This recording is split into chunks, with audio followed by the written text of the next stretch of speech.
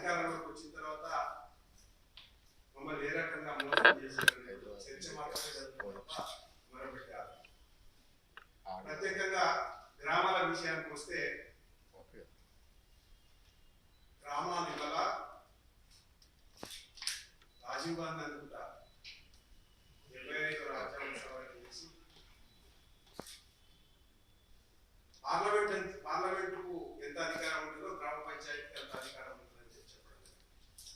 కానీ ఇవాళ కాంగ్రెస్ ఏలుబడిలో తెలంగాణలో రాజీవ్ గాంధీ మాటకు విలువ లేకుండా పోయింది. ఒకవేళ రాజీవ్ గాంధీ కనుక బతుకుంటే ఈ యొక్క పాలన చూసి తెలంగాణ పల్లెలను చూసి కన్నీరు మున్నీరు అయిపోయిందనే నా మాట కూడా వినిపిస్తారా రేవంత్ రెడ్డి అని చెప్పేసి ముఖ్యమంత్రిని కూడా తీసేస్తుంటే ఆ రకమైనటువంటి పరిస్థితి కూడా ఏర్పడతారు. రాష్ట్ర అభివృద్ధికి ప్రజల యొక్క బాగులకు గ్రామాలే పట్టుకోమని, కానీ సర్పంచ్ ఎంపీటీసీలు జెడ్పీటీసీల పదవి కాలం పూర్తి అయిపోయింది. ఈ ప్రభుత్వం అధికారంలోకి రాగానే 3 నెలల్లోనే స్థానిక సంస్థల ఎన్నికలు జరుపుతాం. స్థానిక సంస్థల ఎన్నికలు జరపకపోను స్పెషల్ ఆఫీసర్ల పాలన తీసుకొచ్చి ఏ గ్రామానికి వెళ్ళినా ఇవాళ స్పెషల్ ఆఫీసర్ అంటే కంటి కూడా కనపడుతుంది. పేరుకే స్పెషల్ ఆఫీసర్స్ ఎవ్వరు కూడా గ్రామాలకు వచ్చేసి ప్రజా ఆగ్రహానికి ఎక్కడ గురి అయితేమో ఎక్కడ పబ్లిక్ దిగుతారో అని చెప్పేసి దాచుకొని ముసుగు తీసుకుంటూ ఉన్నారు ఇలా స్పెషల్ ఆఫీసర్స్.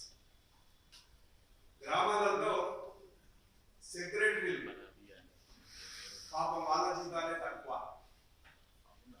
ఒక్కొక్క సెక్రటరీ 2-3 గ్రామాలకు ఇన్ఛార్జ్ చేసి, ఎందుకంటే మన డిఎస్సి తర్వాత గ్రూప్ 4 ఎగ్జామ్స్ ఖాళీ అయిపోయింది.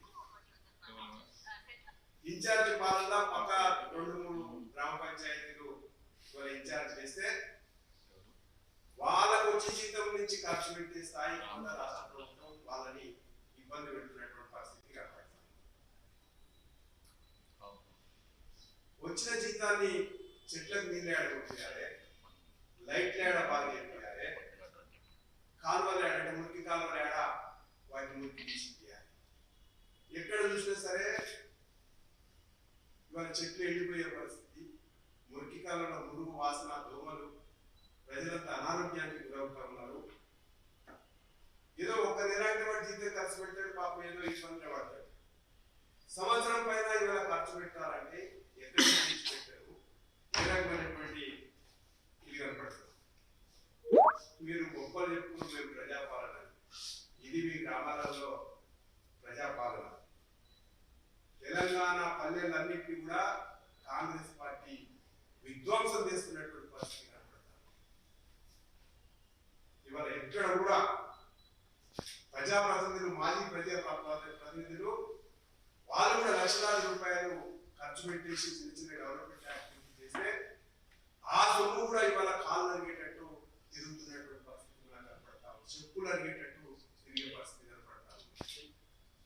వాళ్ళు అప్పుడు తీర్చలేక వాళ్ళు ఇవాళ ఇబ్బంది పడతా ఉన్నారు.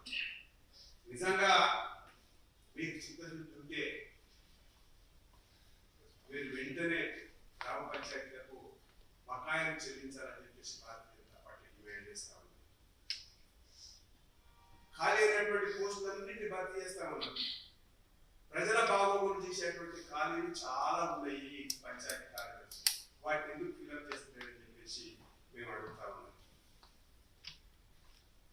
తర్వాత ఒకవైపు ఆలోచన నడిస్తే స్థానిక సంస్థల ఎన్నికలు సంక్రాంతిలో జరుపుతామని చెప్పేసి ఒక్కొక్క మినిస్టర్ ఒక్కొక్క ప్రకటనలు అవుతున్నాం.